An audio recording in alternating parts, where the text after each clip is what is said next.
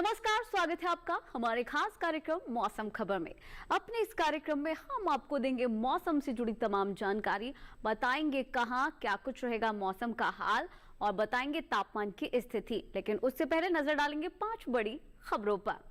तो सबसे पहले खबर की हम बात कर लेते हैं और ये खबर है पूर्वी उत्तर प्रदेश से। यहाँ पर छिटपुट हिस्सों में जोरदार बारिश की संभावना मौसम विभाग की तरफ से जताई गई है।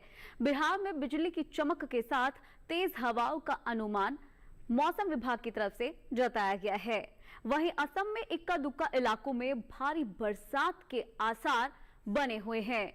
इसके साथ ही अगर बात की जाए केरल की, तो यहाँ पर बिजली की चमक के साथ तेज हवाओं के आसार बने हुए हैं। साथ ही पूर्वी राजस्थान में कहीं कहीं मूसलाधार बारिश हो सकती है। तो 5 बड़ी खबरों के बाद अब हम आगे बढ़ते हैं और मौसम अलर्ट को लेकर बात कर लेते हैं।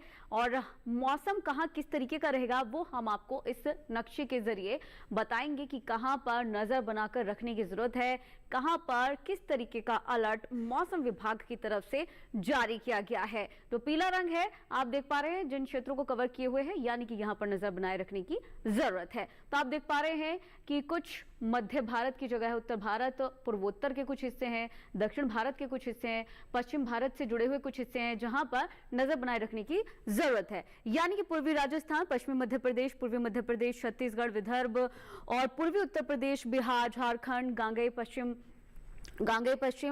बंगाल समेत उड़ीसा, विदर्भ, इन तमाम जगह पर बारिश की संभावना है। और उसके साथ ही आप देख पा रहे हैं कि जो पूर्वोत्तर के हिस्से असम, मेघालय, मणिपुर, मिजोरम, नागालैंड, यहां पर भी बारिश की संभावना है। दक्षिण की तरफ आप देखेंगे कि चाहे अंडमान निकोबार की बात हो या फिर तमिलनाडु, पुडुचेरी, केरल, भीतरी उत्तर कर्नाटक की बात हो, इन तमाम जगह पर बारिश के आसार है। आगे बढ़ते हैं, बात करते हैं मौसम पूर्व अनुमान की, यानी कि आने वाले 24 घंटे में मौसम किस तरीके का रहेगा। तो आप देख पा रहे हैं कि सबसे पहले अगर हम उत्तर भारत का रुख करें तो गिलगित, श्रीनगर, मुजफ्फरबाद, जम्मू कश्मीर, लेह लद्दाख, हिमाचल प्रदेश और हरियाणा में कहीं कहीं बारिश के आसार हैं। इसके साथ ही हालांकि पंजाब में कोई बरसात की स्थिति अभी नहीं बनी हुई है। उत्तराखंड, दिल्ली, पश्चिमी उत्तर प्रदेश की अगर बात करें तो कई जगह बरसात को लेकर अलर्ट जारी किया गया है। पूर्वी उत्तर प्रदेश की बात करें तो यहां पर अधिकतर जगह बरसात को लेकर रेड अलर्ट जारी किया गया है। वहीं आगे बढ़ेंगे, पूर्वोत्तर और उससे जुड़े कुछ हिस्सों की बात करेंगे तो उड़ीसा में आप सबसे पहले देख लेते हैं, अधिकतर जगह यहां बारिश को लेकर अलर्ट जारी किया गया है। वहीं बिहार, झारखंड, गांगे पश्चिम बंगाल, उप हिमालय पश्चिम बंगाल और सिक्किम समेत अरुणाचल प्रदेश में कई जगह बरसात की संभावना है। अरुणाचल, मणिपुर और इसके आसपास के इलाकों में बारिश की संभावना है। बात करेंगे दक्षिण की तरफ बढ़ते हुए तो केरल और तटीय कर्नाटक में अधिकतर जगह बरसात की संभावना है। तमिलनाडु, पुडुचेरी, भीतरी उत्तर कर्नाटक, यहां पर कहीं कहीं बारिश हो सकती है। रायलसीमा, भीतरी दक्षिण कर्नाटक, तेलंगाना, तटीय आंध्र प्रदेश, यहां पर कहीं कहीं बारिश के आसार है। आगे बढ़ेंगे और बात करेंगे मध्य भारत समेत जो पश्चिमी भारत से जुड़े हुए हिस्से हैं उनकी, तो यहां पर कोकण और गोवा और पूर्वी राजस्थान, पश्चिमी मध्य प्रदेश, पूर्वी मध्य प्रदेश, यहां पर कई जगह बरसात के आसार है। विदर्भ और छत्तीसगढ़ में अनेक जगह बरसात के आसार है। हालांकि कच्छ और सौराष्ट्र में बारिश नहीं है, लेकिन गुजरात, पश्चिमी राजस्थान, मध्य महाराष्ट्र और मराठवाड़ा में बारिश की संभावना है। अब आपको बताते हैं कि पिछले 24 घंटे में मौसम की क्या कुछ चाल रही है, स्थिति रही है। तो आप देख पा रहे हैं हमारे पीछे इस नक्शे को, तो आप देखेंगे कि गिलगित, लद्दाख, लेह, हिमाचल प्रदेश, पंजाब और अरुणाचल प्रदेश, उत्तराखंड, पूर्वी राजस्थान, पश्चिमी राजस्थान समेत पूर्वी उत्तर प्रदेश में तेज बारिश हुई है, जोरदार बारिश हुई है पिछले 24 घंटे के अंदर। इसके साथ साथ पंजाब में भी बारिश हुई है, हिमाचल प्रदेश में भी बारिश हुई है। आगे बढ़ेंगे, पूर्वोत्तर का रुख कर लेते हैं। बिहार, झारखंड, उड़ीसा, गांगे पश्चिम बंगाल, उप हिमालय पश्चिम बंगाल, सिक्किम, मेघालय, मणिपुर, असम और इसके साथ साथ अरुणाचल प्रदेश में भी जोरदार बारिश हुई है। तो इसके पूर्वोत्तर के बाद से आगे बढ़ेंगे और बात हम अब कर लेते हैं दक्षिण की तरफ बढ़ते हुए तेलंगाना, भीतरी उत्तर कर्नाटक, तटीय कर्नाटक, लक्षद्वीप, अंडमान निकोबार, केरल, तमिलनाडु, पुडुचेरी, भीतरी दक्षिण कर्नाटक, रायलसीमा, तटीय आंध्र प्रदेश, इन तमाम जगह पर भी जोरदार बारिश हुई है पिछले 24 घंटे के अंदर। तो दक्षिण भारत का हाल हमने आपको बताया। आगे बढ़ेंगे, मध्य भारत का रुख करते हैं और उससे जुड़े हुए दक्षिण भारत के कुछ हिस्सों की भी खबर ले लेते हैं। कोकण, गोवा और दमन द्वीप समेत गुजरात, मध्य महाराष्ट्र, मराठवाड़ा, पश्चिमी मध्य प्रदेश, पूर्वी मध्य प्रदेश, छत्तीसगढ़ और विदर्भ में भी पिछले 24 घंटे के अंदर जोरदार बरसात हुई है। यानी कि 24 घंटे के अंदर ज्यादातर हिस्सों में बारिश हुई है। तो ये रही मौसम की चाल, और भी जानकारी आपके साथ साझा करेंगे, लेकिन उससे पहले लेंगे एक छोटा सा ब्रेक।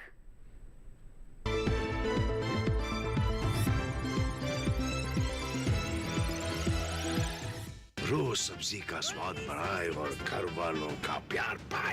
गोल्डी सब्जी मसाले। जहाँ जाए रिश्ते बनाए गोल्डी मसाले।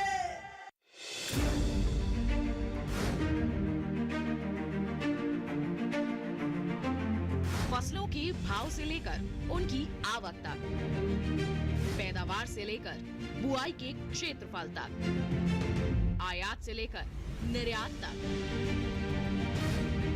घरेलू से लेकर वैश्विक बाजार तक, मंडियों की सही और ताजा जानकारी पाएं। विशेषज्ञों की राय का लाभ उठाएं। देखिए मंडी खबर सोमवार से शनिवार शाम 5 बजे सिर्फ दूरदर्शन किसान पर।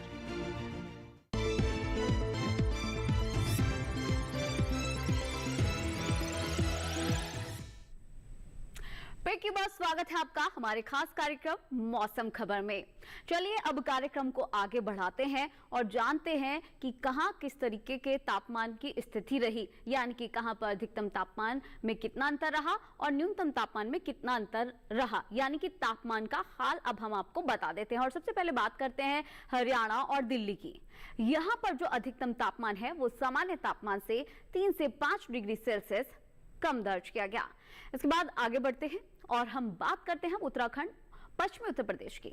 यहाँ पर अधिकतम तापमान सामान्य तापमान से 5 डिग्री सेल्सियस कम दर्ज किया गया।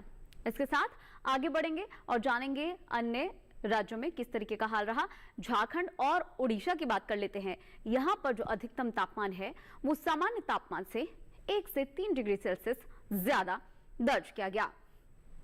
इसके बाद आगे बढ़ते हैं और रुख करते हैं दक्षिण की तरफ। भीतरी उत्तर कर्नाटक और भीतरी दक्षिण कर्नाटक की अगर हम बात करें, केरल की बात करें, तटीय कर्नाटक की बात करें, तो यहाँ पर अधिकतम तापमान सामान्य तापमान से 1 से 3 डिग्री सेल्सियस ज्यादा दर्ज किया गया। इसके साथ ही आगे बढ़ेंगे और आपको अन्य राज्यों का हाल बताते हैं। पूर्वी मध्य प्रदेश, कच्छ, सौराष्ट्र में अधिकतम तापमान सामान्य तापमान से 3 से 5 डिग्री सेल्सियस ज्यादा दर्ज किया गया। इसके साथ ही आगे बढ़ेंगे और आपको और जानकारी दे देते हैं तापमान को लेकर। अधिकतम तापमान की स्थिति कहां किस तरीके की रही, पश्चिमी मध्य प्रदेश, विदर्भ, छत्तीसगढ़ में क्या कुछ हाल रहा। तो यहाँ पर अधिकतम तापमान सामान्य तापमान से 1 से 3 डिग्री सेल्सियस कम दर्ज किया गया। इसके बाद आगे बढ़ेंगे और हम बात करेंगे पश्चिमी राजस्थान की। यहाँ पर अधिकतम तापमान सामान्य तापमान से 5 डिग्री सेल्सियस ज्यादा दर्ज किया गया।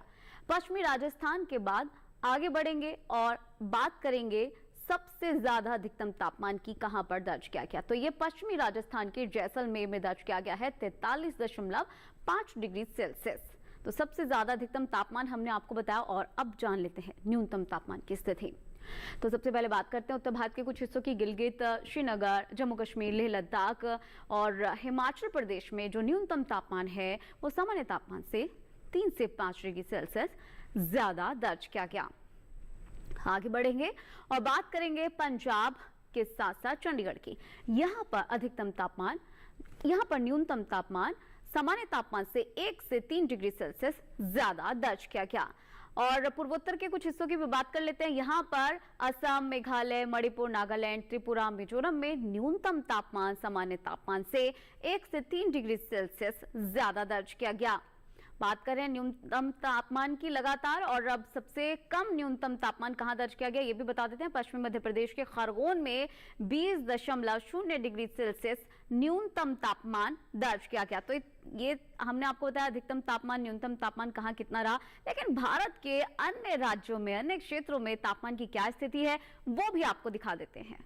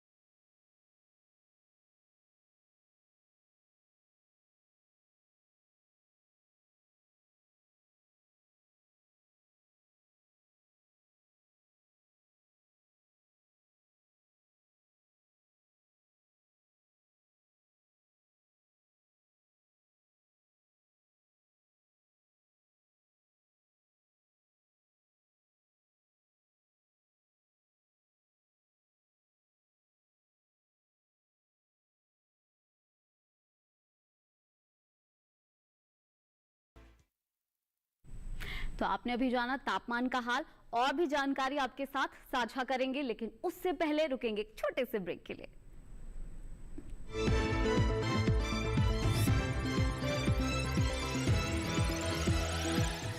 रोज सब्जी का स्वाद बढ़ाए और घर वालों का प्यार पाए। गोल्डी सब्जी मसाले। जहाँ जाए रिश्ते बनाए गोल्डी मसाले।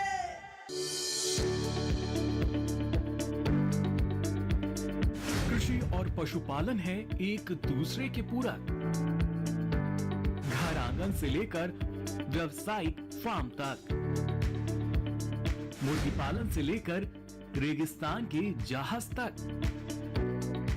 बीमारियों से अब पशुपालक ना हो परेशान। विशेषज्ञ करेंगे आपकी समस्या का समाधान। जुड़िए हमसे, पूछिए अपने सवाल। ईमेल के जरिए भी आप हमारे साथ जुड़ सकते हैं। हमारी ईमेल आईडी है ddkisanapc@gmail.com। हमारे टोल फ्री नंबर हैं 1800-113060 और 1800-113061। देखिए अपना पशु चिकित्सक हर रविवार शाम 6:30 बजे दूरदर्शन किसान चैनल पर।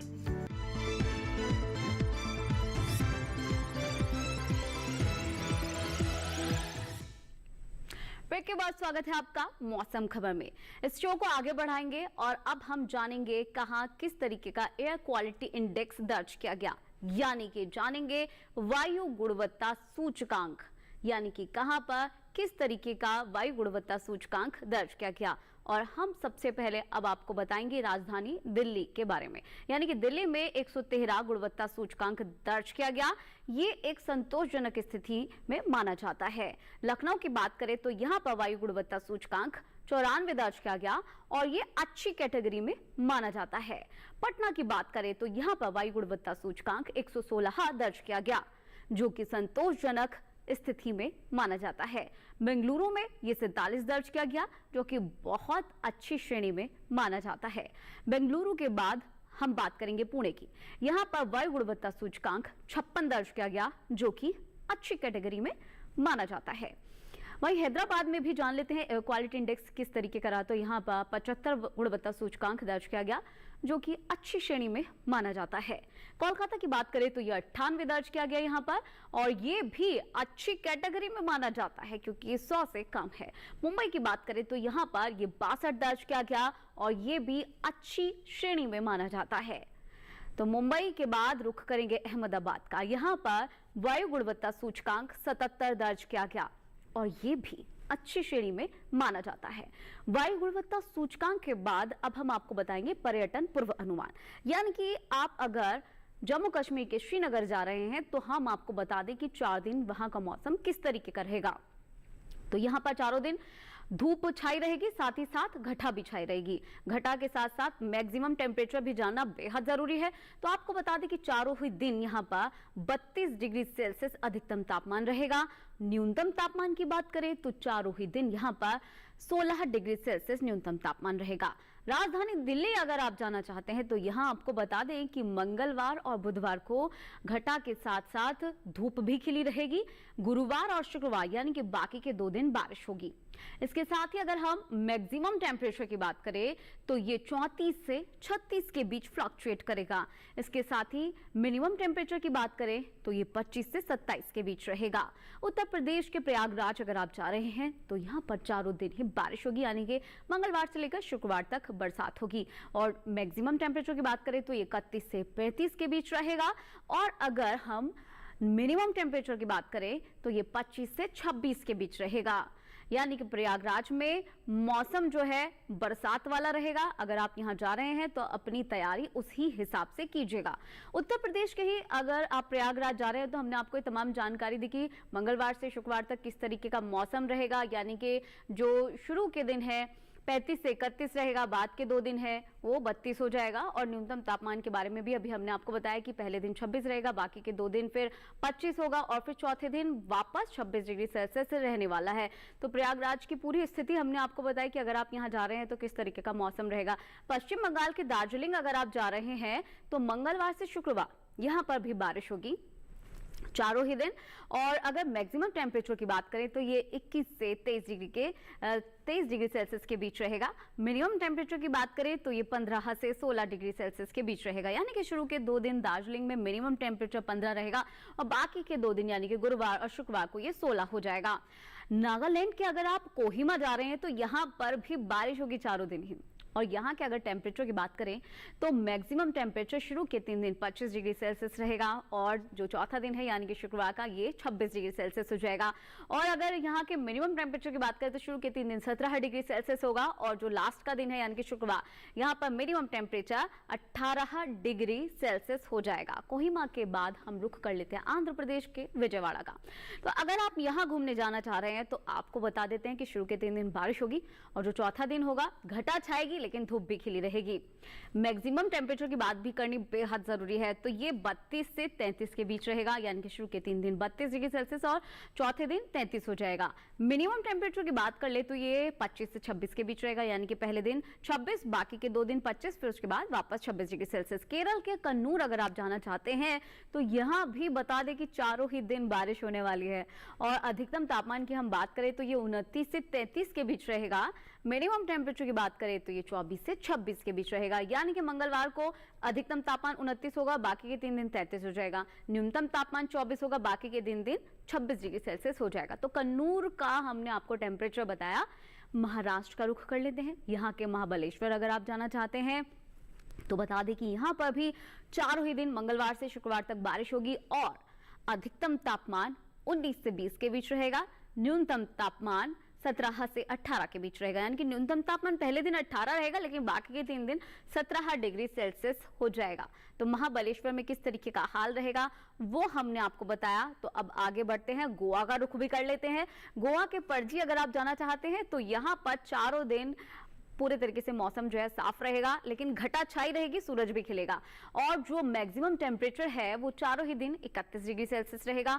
मिनिमम टेम्परेचर की बात कर लेते तो पहले दिन ये 25 डिग्री सेल्सियस रहेगा लेकिन बाकी के जो 3 दिन है यानी कि बुधवार से शुक्रवार ये 24 डिग्री सेल्सियस हो जाएगा। पणजी के बाद आगे बढ़ते हैं, रुक करते हैं राजस्थान का। राजस्थान के जोधपुर अगर आप जाना चाहते हैं तो शुरू के 2 दिन धूप भी रहेगी और घटा भी छाएगी लेकिन तीसरे दिन गुरुवार को बारिश होगी और चौथे दिन वापस उसी तरीके का मौसम हो जाएगा यानी कि धूप के साथ घटा छाई रहेगी। मैक्सिमम टेम्परेचर की बात करें तो ये 36 से 38 के बीच फ्लक्चुएट करेगा। मिनिमम टेम्परेचर की बात करें तो ये शुरू के 2 दिन 27 डिग्री सेल्सियस रहेगा, बाकी के 2 दिन 28 डिग्री सेल्सियस रहेगा।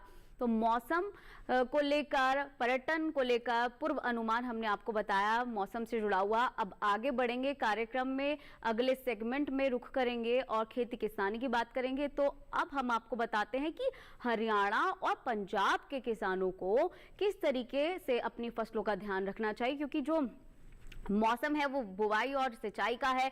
तो किन चीजों का खास ख्याल रखना चाहिए, वैज्ञानिकों की क्या कुछ सलाह है, वो सब हम आपको बताएंगे लेकिन एक रिपोर्ट के जरिए।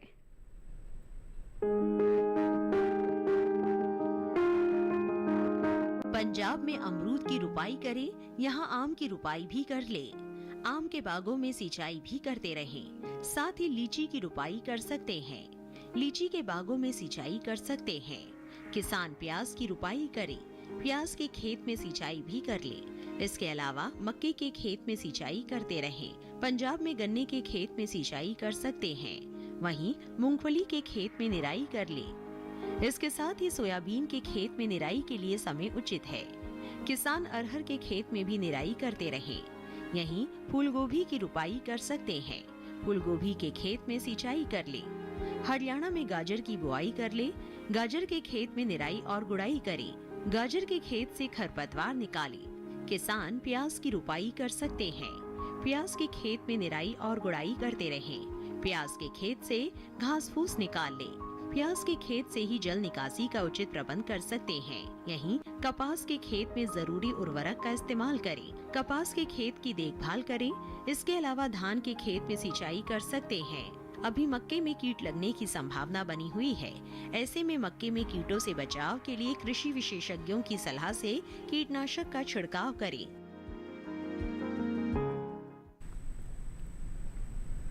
तो पंजाब और हरियाणा के किसानों को इस वक्त फसलों को लेकर किन बातों का ध्यान रखना चाहिए वो हमने आपको इस रिपोर्ट में दिखाया।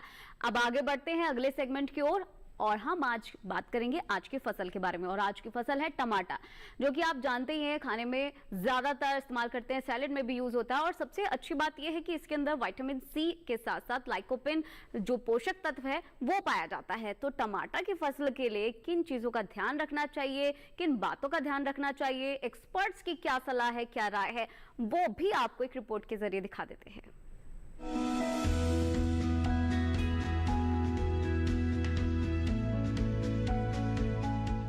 टमाटर के लिए जीवांश वाली बलुई दोमट और दोमट मिट्टी इसके लिए ज्यादा उपयुक्त होती है। 1 हेक्टेयर बुआई के लिए सामान्य किस्म का 400 से 500 ग्राम बीज चाहिए, जबकि संकर किस्म का 150 से 200 ग्राम बीज ही पर्याप्त होगा। जिन किसानों की पौध तैयार हो गई है वो अब इसकी रुपाई कर ले। रुपाई के लिए खेत को अच्छी तरह जोतकर मिट्टी को भुरभुरा बना ले और क्यारियां तैयार कर ले। हर क्यारी 0.75 मीटर चौड़ी और जरूरत के हिसाब से 5 से 10 मीटर लंबी हो सकती है। ध्यान रहे कि सीमित बढ़वार वाली फसल के लिए कतार से कतार के बीच की दूरी 60 सेंटीमीटर और पौध से पौध की दूरी 45 सेंटीमीटर होनी चाहिए, जबकि असीमित बढ़वार वाली फसलों में कतार से कतार की दूरी 75 सेंटीमीटर और पौध से पौध के बीच की दूरी 50 सेंटीमीटर होनी चाहिए।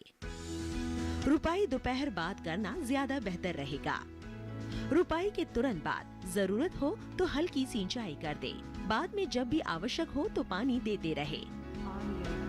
खरपतवार नियंत्रण के लिए समय समय पर निराई गुड़ाई करते रहे। टमाटर में कई तरह की बीमारियां भी लग सकती है। झुलसा रोग में पुरानी पत्तियां पीली हो जाती है। टमाटर की फसल में विषाणु से फैलने वाला मौजिक रोग भी खतरनाक है। इसमें पत्तियां सिकुड़ जाती हैं और पौधों की बढ़वार रुक जाती है। रोकथाम के लिए सिकुड़ी पत्तियों को उखाड़ कर जला दे। टमाटर में पत्ती, तना और फल भेदक कीट लगते हैं। इससे ग्रसित पत्तियां गिर जाती हैं। रोकथाम के लिए विशेषज्ञों की सलाह पर उचित दवाओं का छिड़काव करें। तो टमाटर की फसल में किन बातों का ध्यान रखना चाहिए वो आपने इस रिपोर्ट के जरिए जाना। और भी जानकारी आपको अगर जाननी है, ये कार्यक्रम एक बार फिर से देखना है, तो आप टेलीविजन स्क्रीन पर दिखाए जा रहे इस QR कोड को स्कैन करके डीडी किसान के YouTube चैनल पर जाकर इस कार्यक्रम को एक बार फिर से देख सकते हैं और एक बार फिर से ये तमाम जानकारी ले सकते हैं। तो आशा करते हैं आज के इस कार्यक्रम से किसानों को ढेर सारी जानकारी मिली होगी। चलिए आज के लिए इतना ही, हमें दीजिए इजाजत, नमस्कार।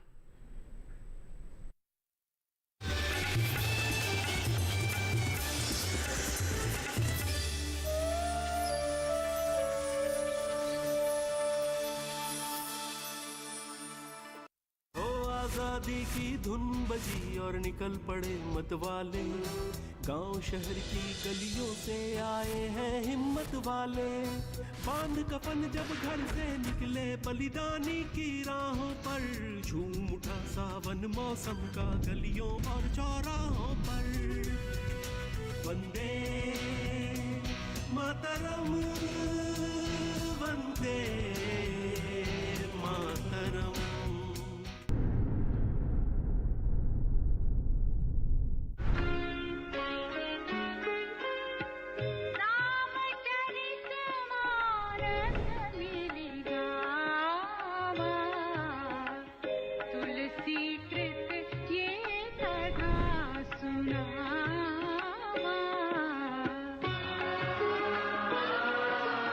देखिए श्री रामचरितमानस प्रतिदिन प्रातः 6 बजे सिर्फ डीडी नेशनल पर, देश का पहला चैनल, देश का अपना चैनल।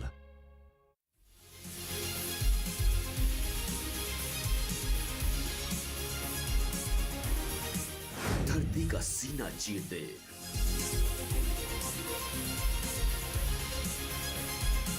दूध की नदियां बहा दे, अन्न उगा दे, बिना थके, बिना रुके। सर्दी, गर्मी, बरसात की परवाह किए बिना जो अडिग है, अटल है, वो किसान है। कामयाबी के आसमान पर पहुंचे धरती पुत्रों की दास्तान। सफल किसान। कार्यक्रम सफल किसान सोमवार से शुक्रवार रात 8 बजे सिर्फ दूरदर्शन किसान पर।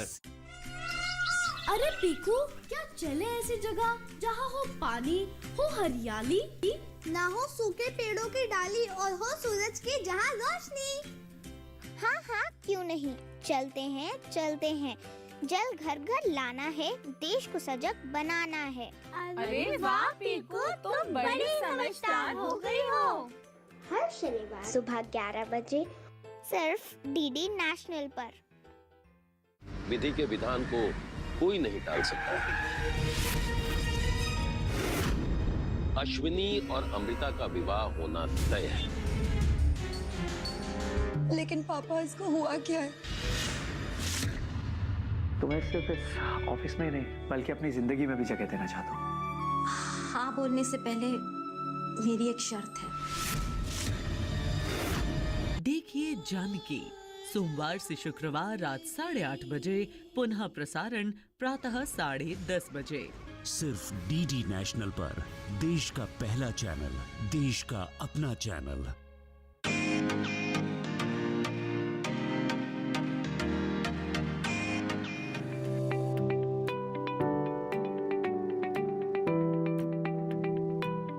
मंजिल यूं ही नहीं मिलती राही को, थोड़ा जुनून जगाना पड़ता है।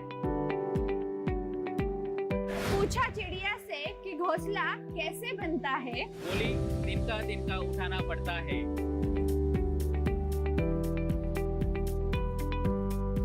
कृषि स्टार्टअप देखिए हमारे साथ सिर्फ डीडी किसान पर।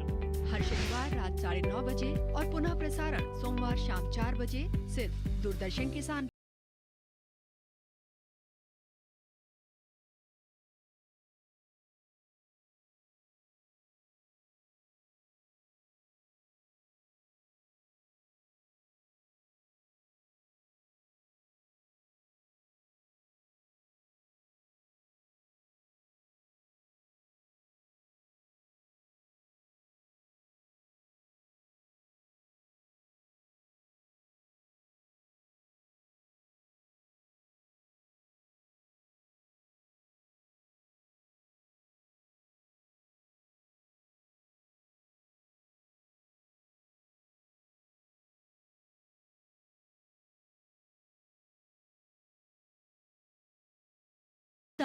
फंडो फीचर फिल्म्स में 16 सितंबर शनिवार रात 8 बजे फिल्म पिंक। सिर्फ डीडी नेशनल पर, देश का पहला चैनल, देश का अपना चैनल।